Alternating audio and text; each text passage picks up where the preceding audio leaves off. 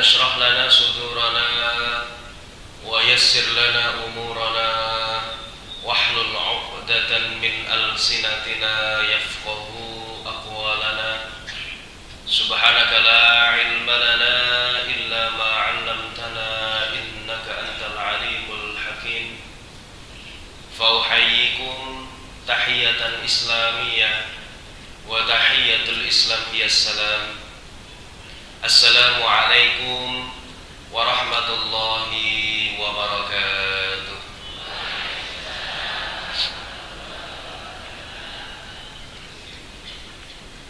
Sehat seluruhnya Bapak Ibu. Asrap ngomong buat ini. Dingin gitu nggih. Alhamdulillahi rabbil alamin. Alhamdulillahi bari'in nasam wa khaliqil lawhi wal qalam. Ahmaduhu ta'ala ala ma azda wa an'am. Wa ashhadu anna nabiyyana Muhammadan abdullah wa rasuluhu al-hadi ila sabilil aqwam. Alhamdulillahilladzi bi ni'matihi tatimmus shalihat wa bi taufiqihi tatahaqqaqul ghayat wa huwa alladhi ja'ala hadhihi ad-dunya daral imtihanat wat tajribat wa ja'ala al-akhirata daral ni'am wal malakat. Asyhadu an la ilaha illallah wahdahu la syarika lah wa asyhadu anna nabiyyana Muhammadan abduhu wa rasuluhu la nabiyya wa la rasula ba'dah. Amma ba'du fa ya ibadallah usikum wa iyaya nafsi bitaqwallahi azza wa jalla haitsu qala tabaraka wa ta'ala fi kitabihil karim a'udzu billahi minasy syaithanir rajim wa may yattaqillaha yaj'al lahu makhraja wa yarzuqhu min haitsu la yahtasib wa may yatawakkal 'ala Allahi fa huwa hasbuh. Amma ba'du.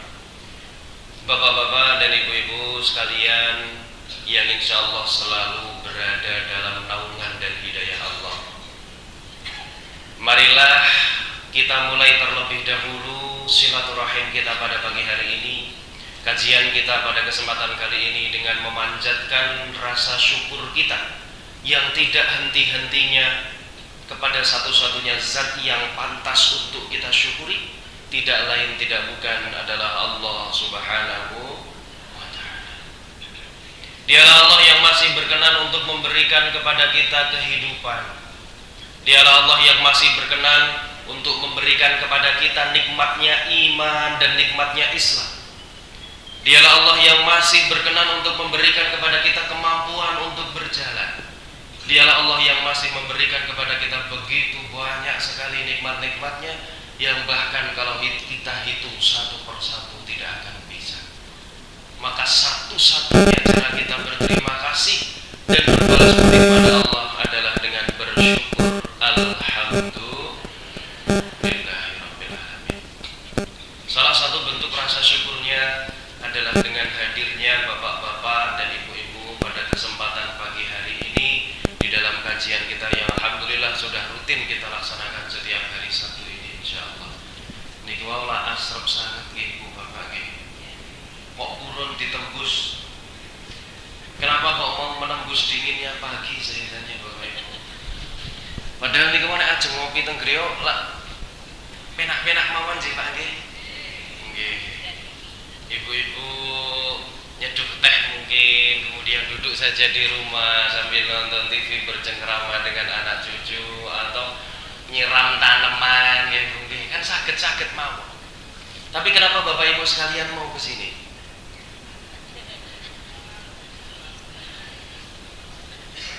Semata-mata niat kita tidak lain tidak bukan hanyalah untuk beribadah, li'la'i kalimatillah, dengan tolabul. Saya mohon Bapak Ibu, kalau masih ada yang niatnya salah datang ke sini, kembali diluruskan kembali niatnya. Kalau bahasa Arabnya itu namanya tajdidun niyah. Tajdid itu memperbaharui niyah menika nggih niat. Berarti tajdidun niyah niku memperbaharui niat. Kalau yang kesini ada karena roti enten apa mboten? Terlalu remeh sepertinya ya, kalau niat kita hanya untuk itu ya. Maka kita luruskan kembali niat kita semata-mata untuk Allah, dan insya Allah sekarang ini kita sedang berada di jalan Allah fi sabilillah. Seandainya sepulangnya dari sini kemudian saya terkapar, tidak berdaya, kemudian diambil oleh Allah, maka saya sedang meninggal di jalan. Seandainya bapak-bapak dan ibu-ibu sepulangnya dari sini tiba-tiba di depan rumah ada kulit gedang, kepleset dawah, dipundhut kalian Gusti Allah, berarti meninggalnya di jalan Allah. Sungguh indah sekali bagaimana kondisi kita meninggal apabila di jalan Allah. Urun apa mboten? Urun Estu purun? Nek fisabilillah purun sih. Nek kulit gedange boten. Allahu a'lam bishawab. Kita tidak pernah tahu Bapak Ibu kapan, di mana dan bagaimana kita akan kembali. Yang kita tahu adalah mempersiapkan bagaimana cara kembali yang terbaik pada Allah. Saya ingin membahas itu sebelumnya, tapi sebelum itu kita bersolawat ke atas Nabi Muhammad dulu ya. Saya tadi belum ikut. Solawat dan salam semoga senantiasa tercurah kepada junjungan kita, Nabi besar kita, Nabi Agung Muhammad Sallallahu Alaihi Wasallam, dan semoga kita termasuk ke dalam golongan umat beliau yang nanti mendapatkan syafaat fi yaumil akhir. Amin. Marilah kita bersolawat kepada Nabi Muhammad seperti di awal tadi bersama-sama. Sallallahu ala Muhammad, sallallahu alaihi wasallam, sallallahu ala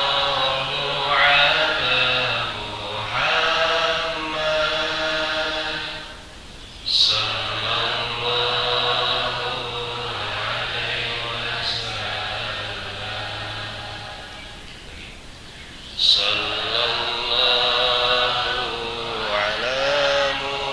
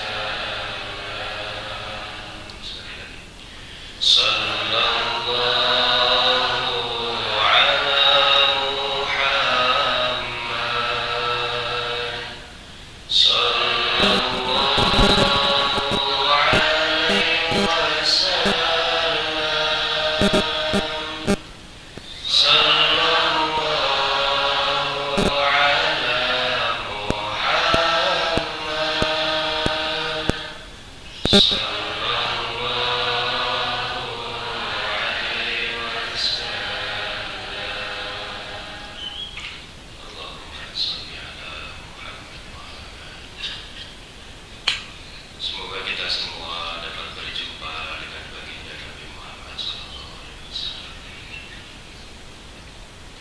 Seandainya manusia tahu akan ada negeri indah bernama surga, niscaya lantunan adzan adalah nada yang ingin didengar setiap harinya.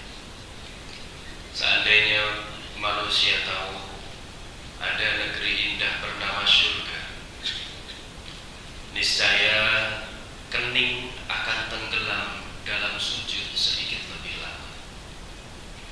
Seandainya manusia tahu ada negeri indah bernama surga, niscaya Niscaya anak-anak yatim tersenyum bahagia karena mereka hidup sejahtera.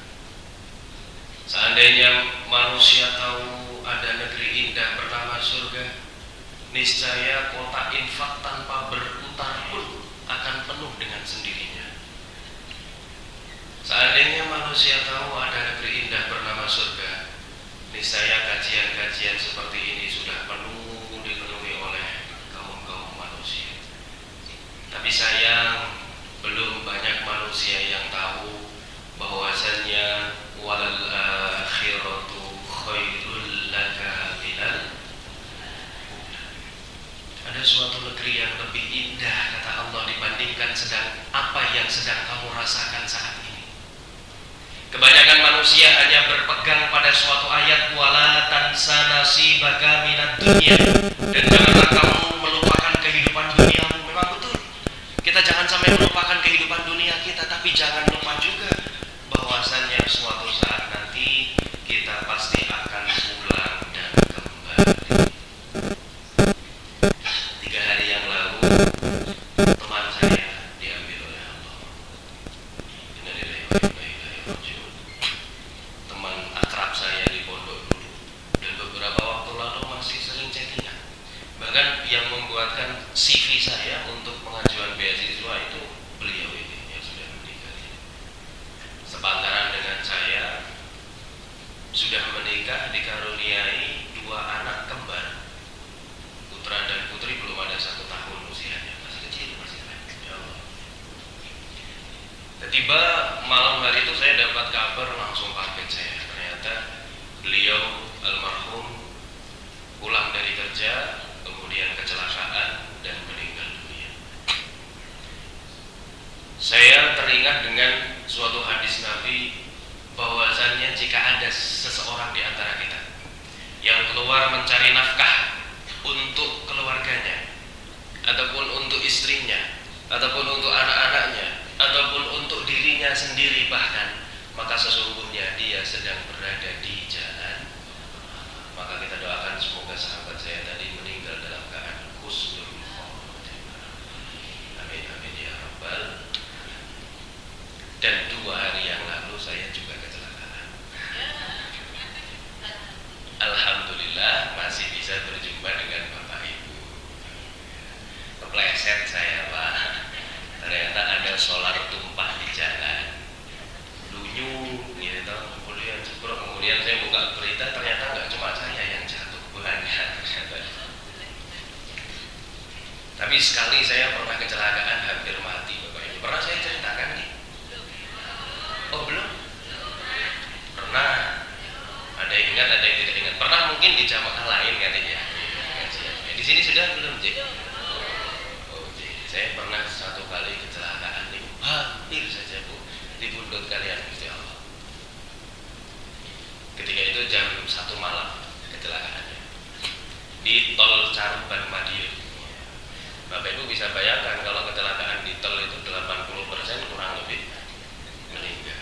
Karena di tol apa ada yang 40 km per jam Pak? Mboten wonten, paling tidak 80, 100 km per jam. Di tol itu minimal kalau tidak 80, 100 km per jam, itu pun tidak terasa. Ketika itu saya sudah punya firasat Bapak Ibu. Dari Isya itu saya sudah tidak tenang. Jadi hati saya bergejolak luar biasa. Setelah sholat Isya saya wudhu lagi. Setelah wudhu saya wudhu lagi. Sampai 2 kali saya ulangi wudhu setelah sholat. Barulah kemudian di wudhu yang terakhir itu saya bilang seperti ini, ya Allah, seandainya ini wudhu yang terakhir, ya sudah tidak apa-apa. Saya bilang seperti itu dalam hati. Kemudian saya masuk ke mobil Suzuki R3, saya masih ingat. Masuk, saya nyopir tidak mau. Saya duduk di paling belakang pojok kanan. Jadi pojok kanan belakang. Teman-teman saya sudah masuk semua, saya nggak mau cerita apa-apa. Wes pokoknya aku turun. Karena tidak tenang perasaan saya. Wes lewat tol Caruban Madiun, bangun-bangun saya jam 1 sampai setengah 2 pagi. Saya kaget ternyata saya sudah berada di kolong truk. Jadi saya bangun, mobil saya ternyata masuk ke bawah kolong truk lewat belakang. Bapak Ibu tahu kolong truk tronton ya, yang dur gede itu. Nah, mobil saya itu ternyata masuk lewat belakangnya Pak. Wah, masuk seperti itu. Kemudian terbawa beberapa meter. Setelah terbawa beberapa meter, alhamdulillah mungkin karena tidak mau kena masalah, dan sebetulnya yang salah kita juga karena kita yang nabrak. Truknya pergi bablas, akhirnya mobilnya sudah ringsek di situ. Hal yang pertama kali saya lakukan seperti ini, Bapak Ibu. Apa yang kira-kira saya? Saya mau ngecek masih hidup apa enggak. Ya Allah, saya seperti ini. Ya Allah, masih hidup ternyata. Saya bergegas ambil HP, kemudian saya nyalakan flash. Saya berusaha keluar, nendang pintu sebelah kiri, teman-teman saya nyocok di depan sudah agak parah. Kemudian saya keluar, saya nyalakan flash di belakang mobil saya seperti ini, pakai flash HP center niku. Tolong, us, seperti di sinetron Bapak Ibu, betul. Tolong. Wes, tidak ada yang mau berhenti. Akhirnya ada satu mobil kecil Honda Jazz kalau tidak salah, ketika itu sudah lewat, tapi balik lagi, mundur lagi. Akhirnya teman-teman saya ditumpangi semua. Kemudian dalam keheningan malam itu tinggal saya bersama bangkai mobil ya. Ada satu teman saya lagi. Kemudian saya seperti ini, ya Allah, ternyata kematian itu sangat amat dekat sekali dengan kita. Dekat sekali, Bapak Ibu. Kematian itu di hadapan kita dan sewaktu-waktu bisa menjemput mendatangi kita. Tapi kadang-kala kita baru sadar ketika sudah disentil sama Allah seperti itu. Alfi, ternyata kematian itu dekat denganmu, tabrakan, dan lain sebagainya. Saya cek Bapak Ibu dari ujung rambut sampai ujung kaki, semuanya saya cek. Kata Allah, kok tidak ada yang lecet, tidak ada yang memar sama sekali. Dan saya ingat, ya Allah, saya tadi wudu sebelum berjalan. Jadi mungkin bisa jadi kata Allah karena Allah, dan mungkin biwasilati karena wudu saya tadi itu Allah berkenan untuk lebih melindungi saya, satu. Atau paling tidak, kalau saya diambil ketika itu, paling tidak saya dalam keadaan yang suci. Jadi sampai sekarang saya kalau mau pergi-pergi itu selalu diusahakan dalam keadaan sudah berwudu. Seperti itu. Karena tadi itu Bapak Ibu sekalian yang dirahmati Allah, ternyata ya Allah, innal mautal ladzi tafirruna minhu fa innahu mulaqikum thumma turadduna ila 'alimil ghaibi wasyahadah fayunabbi'ukum bima kuntum ta'malun. Qul, katakanlah ya Muhammad, innal mautal ladzi tafirruna minhu. Ini bahasa Qur'annya indah sekali. Sesungguhnya kematian yang kamu itu lari daripadanya, kata Allah seperti itu. Fa innahu mulaqikum. Mau kamu lari sejauh apa, sesungguhnya kematian itu yang akan datang sendiri menemui kamu. Dalam surat Al-Jumu'ah ada seperti itu. Tsumma turadduna ila 'alimil ghaibi wasyahadah. Kemudian suatu saat nanti kamu akan dikembalikan kepada zat yang mengetahui hal-hal gaib, zat yang mengetahui hal-hal yang terlihat. Fayunabbi'ukum, kemudian kamu akan dikabarkan bima kuntum ta'malun, atas apa yang sudah kamu lakukan selama hidup di dunia. Maka tidak bisa sedikit pun kita ini menghindar dari kematian, sedikit pun tidak bisa. Maka kata Rasul itu nanti weling kepada kita seperti ini Bapak Ibu. Aktsiru zikra hadimil ladzat. Perbanyaklah kalian itu mengingat tentang pemutus segala kenikmatan dunia. Apa pemutus segala kenikmatan dunia itu? Kematian. Maka perbanyaklah mengingat tentang itu, kata Rasul. Kalau minta mati boleh atau tidak?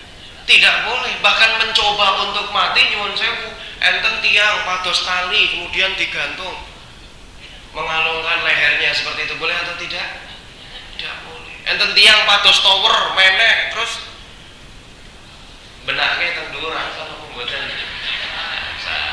nek melompat mboten asal. Ada orang cari racun kemudian diminum untuk mati, sejatinya itu tidak menyelesaikan masalah. Orang yang seperti itu Bapak Ibu mungkin menganggap bahwasannya setelah ini masalah sudah selesai, utang lunas. Apa masalah dengan atasan, masalah dengan keluarga, masalah dengan silaturahim, apapun itu sudah selesai karena saya sudah tidak ada. Dia tidak tahu bahwasannya sejatinya itu adalah awal mula dari masalah yang lebih besar. diri sudah dijanjikan dia akan mengulangi hal yang sama berulang kali selama-lamanya di neraka. Dalam hadis Nabi jelas, apabila ada orang yang naik ke atas gunung kemudian melompat nanti di neraka, dia akan mengulang-ulanginya selamanya. Jadi munggah, melompat, munggah, melompat, munggah, melompat sampai dirinya betul-betul hancur.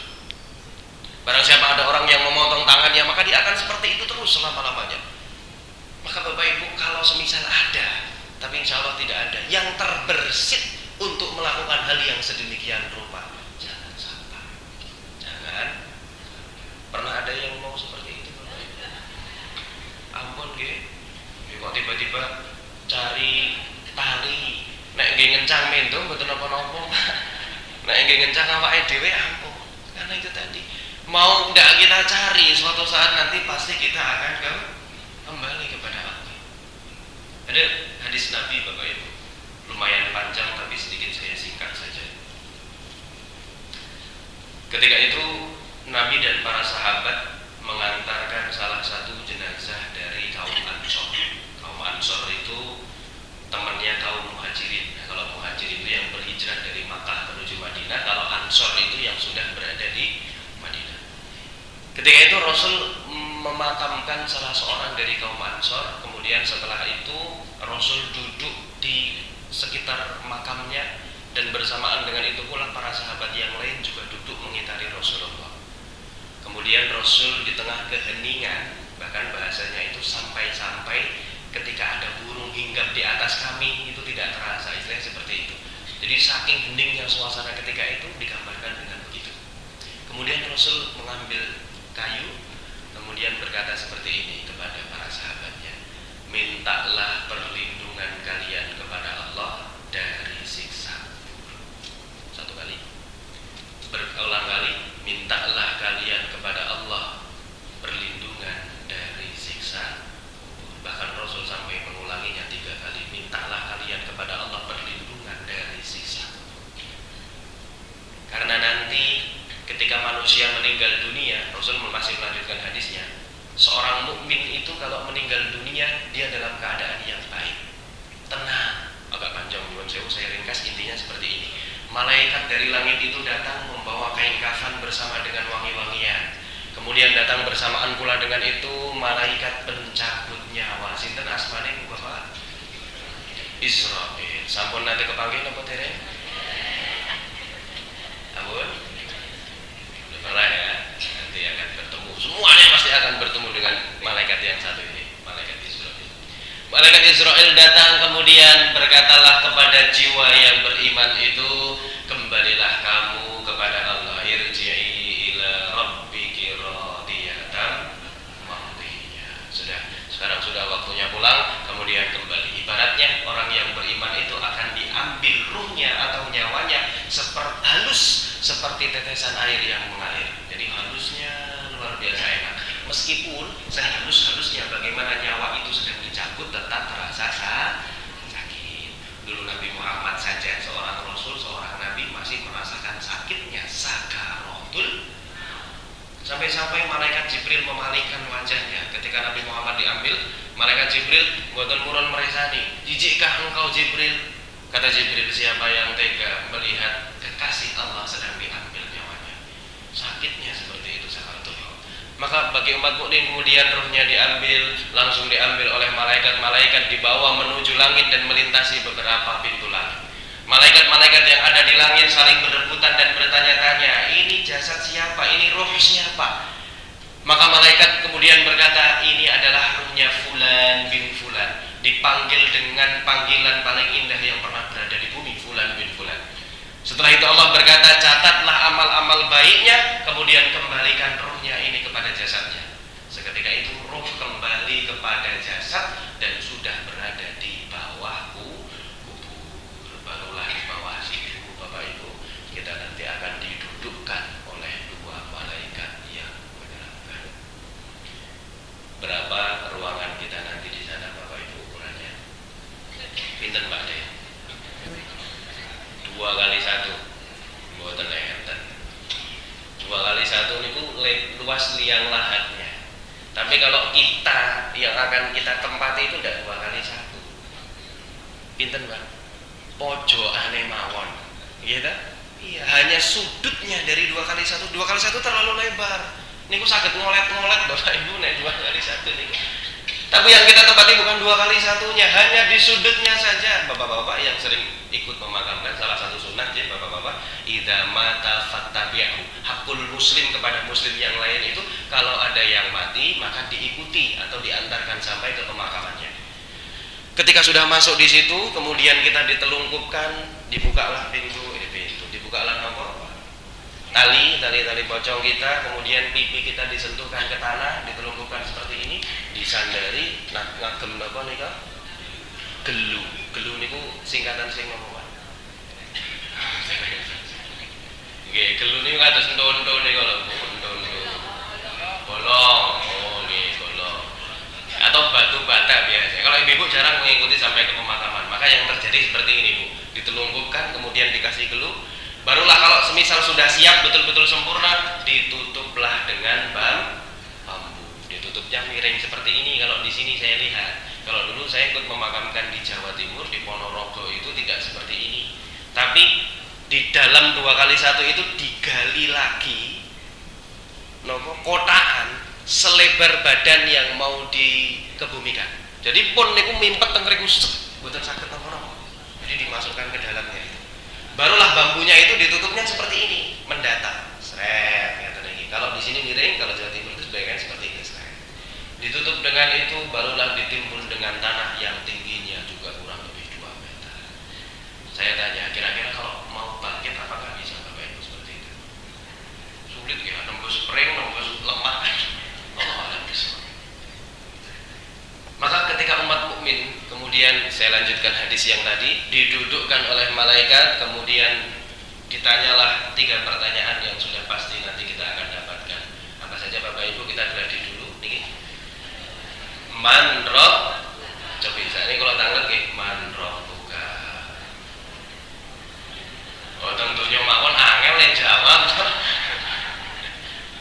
Man buka, siapa Tuhanmu? Rabbi Allah, Tuhan saya adalah Allah. Tapi nanti tidak bisa jawab dengan sendirinya, okay? Sesuai dengan bagaimana amal perbuatan kita, dosa-dosa kita dan lain sebagainya. Pertanyaan yang kedua, waman nabiyuka, siapa nabimu? Nabi Muhammad SAW. Pertanyaan yang ketiga, wamadinuka, apa agamamu? Islam. Bagaimana mau menjawab bahwasanya Tuhan saya adalah Allah, sedangkan ketika hidup saja tidak pernah dekat dengan Allah? Bagaimana mau menjawab bahwasanya Tuhan saya adalah Allah, sedangkan dipanggil oleh Allah 5 waktu saja, datangnya kadang-kadang masih 4 waktu, bahkan tidak datang sama sekali? Bagaimana mau menjawab bahwasanya Tuhan saya adalah Allah, sedangkan ketika ada masalah tidak diceritakan ke Allah? Bagaimana mau menjawab bahwasanya Tuhan saya adalah Allah, sedangkan kalau mau meminta bukan kepada Allah, kepada orang-orang yang dianggap sakti dan lain sebagainya? Bagaimana mau menjawab bahwasanya Tuhan saya adalah Allah, sedangkan semasa hidup saja kita jauh dari Allah? Pertanyaan yang pertama lumayan sulit.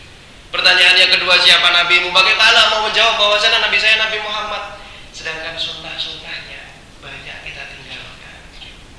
Sedangkan bersolawat kepadanya saja kita enggan, tidak mau.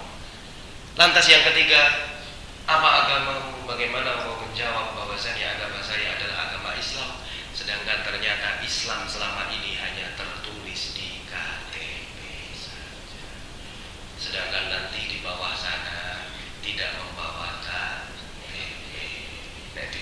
Nek ditekoni opo agamamu terus nek iki mau sakit. Mboten sakit. Semua jawareh kita, setiap panca indera kita akan menjawab dengan sendirinya. Barulah ketika itu bisa menjawab dengan sempurna, maka dia akan ditampakkan dengan surga setiap harinya. Karena sudah ditampakkan dengan surga itu, maka dia berkata kepada Allah, ya Allah, cepatkanlah hari kiamat. Jadi orang beriman yang sudah di dalam kubur, merasakan nikmatnya kubur itu, dia berkata kepada Allah, ya Allah, cepatkanlah datangnya hari kiamat. Karena apa? Dia sudah tahu bagaimana sedikit aroma surga, maka dia pengen buru-buru untuk ke sana. Padahal di dalam kubur dia sedang merasakan nikmat yang luar biasa. Tapi sebaliknya Bapak Ibu, bagi orang-orang kafir, tidak berislam, tidak beriman pula, banyak mengerjakan keburukan. Sebaliknya dari tadi, diambil dengan kasar, dikembalikan dengan kasar, didudukkan dengan kasar, kemudian menerima azabku. Maka Rasul sampai bilang 3 kali, minta perlindungan kamu dari Allah, dari siksaku, supaya semoga nanti kita semuanya bisa terhindar dari siksaku. Tabarakalladzi biyadihil mulku wa huwa ala kulli syai'in qadir. Alladzi khalaqal mauta wal hayata liyabluwakum ayyukum ahsanu amala wa huwal azizul ghafur. Dialah Allah yang menciptakan hidup dan mati untuk menguji siapa di antara kamu yang paling baik amal perbuatan. Maka Bapak Ibu sekalian yang dirahmati Allah, pagi hari ini saya ingin berpesan kepada diri saya sendiri dan juga kepada jemaah sekalian. Dunia ini hanyalah stasiun tempat transit, bukan tujuan akhir kita. Jangan sampai kita terlena dengan dunia yang fana seperti ini, Bapak Ibu. Kita tahu bahwasanya dunia ini adalah tempat hukuman bagi seorang nabi. Nabi siapa? Nabi Adam. Nabi Adam kan dulu tempatnya di surga, makan buah khuldi, melanggar satu larangan Allah, kemudian diturunkan ke dunia, dihukum, dikeluarkan dari surga, kemudian diturunkan ke dunia. Berarti dunia ini adalah tempat hukuman bagi Nabi. Sedangkan ada orang yang bersenang-senang di tempat hukuman. Ada orang masuk penjara kemudian bersenang-senang, wonten? Wah, alhamdulillah saya di penjara, saya senang. Maka kalau ada orang yang bersenang-senang di dunia ini, sebetulnya dia tidak tahu bahwasanya suatu saat nanti pasti dia akan kembali kepada Allah. Maka kembali Bapak Ibu kita ingat-ingat, bisa jadi ini adalah kesempatan ngaji terakhir kita. Bisa jadi ini adalah kesempatan saya terakhir untuk ngisi di sini. Karena 35 hari lagi tidak ada yang tahu. Bisa jadi tadi pagi sholat subuh adalah sholat subuh terakhir kita. Bisa jadi matahari yang kita lihat pagi hari ini adalah jatah matahari terakhir di hidup kita. Maka kata beberapa pepatah Arab, i'mal lidunyaka ka'annaka ta'ishu 'abadan wa'mal li akhiratika ka'annaka tamutu ghadan. Kalau berbuat untuk dunia itu anggap besok masih hidup. Ibu-ibu, bapak-bapak bekerja, anggap bahwasannya saya besok masih hidup, jadi lebih semangat dalam bekerja. Tapi kalau untuk urusan akhirat, sebaliknya, anggap bahwasannya besok sudah mati. Ya Allah, bisa jadi sholat zuhur nanti adalah zuhur terakhir saya, maka saya usahakan saya melaksanakan sholat tersebut dengan khusyuk. Bapak dan Ibu sekalian yang dirahmati Allah Subhanahu wa Ta'ala, tidak banyak kiranya yang bisa saya sampaikan pada kesempatan pagi hari ini. Jadi kalau mimik dia langsung betul telas.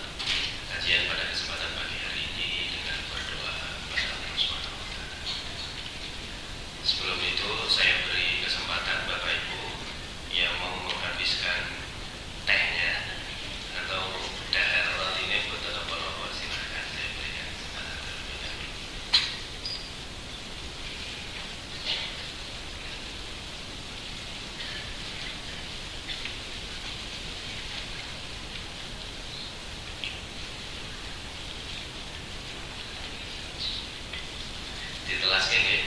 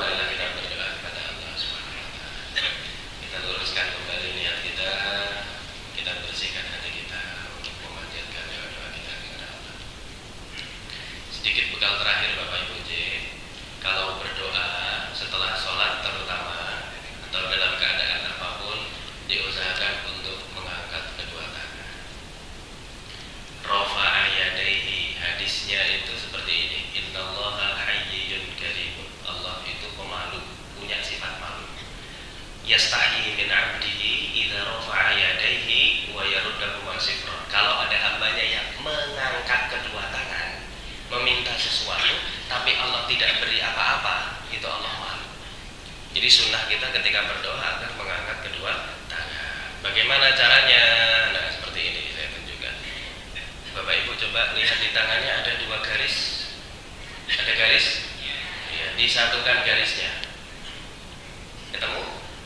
Nah, diangkat sejajar dengan dada kalau bisa. Seperti ini. Boleh menghadap ke arah wajah, boleh menghadap ke arah atas seperti ini boleh. Kata beberapa riwayat, semakin tinggi permintaannya maka mengangkatnya boleh agak tinggi sedikit. Nah, jadi semakin ingin hajatnya seperti ini boleh, tapi tidak usah. Boleh, boleh. Doa seperti ini boleh. Ada beberapa syarat. 1, dalam keadaan yang sudah kepepet sekali dan kayaknya wis dalam terhimpit. Nah, itu baru boleh seperti ini. Atau Bapak Ibu setelah sholat istisqa. Istisqa ini apa? Minta hujan, itu doanya seperti ini. Karena hajatnya luar biasa tinggi sekali. Tapi kalau sholat doa biasa seperti ini saja.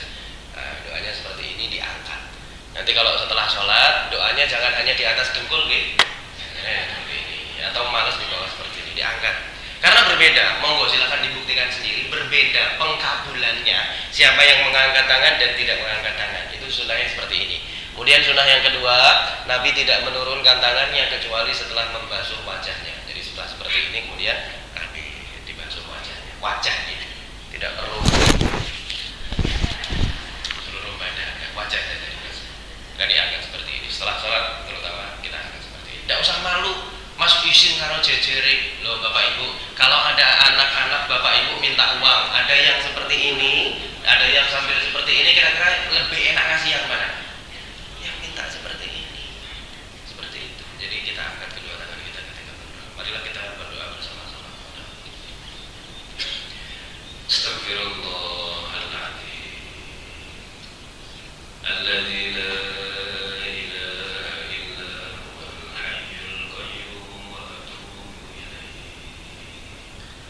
Astaghfirullahaladzim. Alladzi la ilaha illa huwal hayyul qayyum wa atubu ilaih. Astaghfirullahaladzim. Alladzi la ilaha illa huwal hayyul qayyum wa atubu ilaih. Allahumma shalli ala كما صليت على إبراهيم وعلى آل إبراهيم وبارك على محمد وعلى آل محمد كما باركت على إبراهيم وعلى آل إبراهيم إنك حميد مجيد. أعوذ بالله من الشيطان الرجيم. بسم الله الحمد لله رب العالمين حمدا ناعمين حمدا شاكرين حمدا يوافي نعمه ويكافئ مزيدا. يا ربنا لك الحمد كما ينبغي لجلال وجهك الكريم وعظيم سلطانك. اللهم اغفر لنا ولوالدينا وارحمهما كما ربيانا صغارا ولجميع المسلمين والمسلمات والمؤمنين والمؤمنات الأحياء منهم والأموات إنك أنت السميع قريب مجيب الدعوات يا قاضي الحاجات. ربنا هب لنا من أزواجنا وذرياتنا قرة أعين واجعلنا للمتقين إماما. ربنا ظلمنا أنفسنا وإن لم تغفر لنا وترحمنا اللهم اغفر لنا ذنوبنا وكفر عنا سيئاتنا وتوفنا مع الأبرار. اللهم لا سهل إلا ما جعلته سهلا وأنت تجعل الصعب إذا شئت سهلا. ربنا هب لنا من أزواجنا وذرياتنا قرة أعين واجعلنا للمتقين إماما. يا الله يا غفار، ampunilah dosa kedua orang tua kami ya Allah. Ampunilah dosa pasangan-pasangan kami ya Allah. Ampunilah dosa anak-anak dan cucu-cucu kami ya Allah. Ampunilah dosa keluarga besar kami ya Allah, baik yang masih ada maupun yang sudah tiada. Ampunilah dosa-dosanya ya Allah. Jauhkanlah kami dari siksa kubur, jauhkanlah kami dari siksa api neraka. Dekatkanlah kami selalu dengan nikmat-nikmat-Mu. Sayangilah kami, berkatilah kami, cintailah kami ya Allah. Masukkanlah kami ke dalam surga. Tutuplah akhir hayat kami dalam keadaan yang husnul khotimah. Allahumma khtimna bi husnil khotimah wa la takhtimna bi su'il khotimah. Ambillah kami dalam keadaan yang terbaik. Ambillah kami dalam kondisi yang terbaik. Ambillah kami dalam posisi yang terbaik. Ambillah kami di waktu dan di tempat yang terbaik, sehingga kami bisa mendapatkan predikat khusus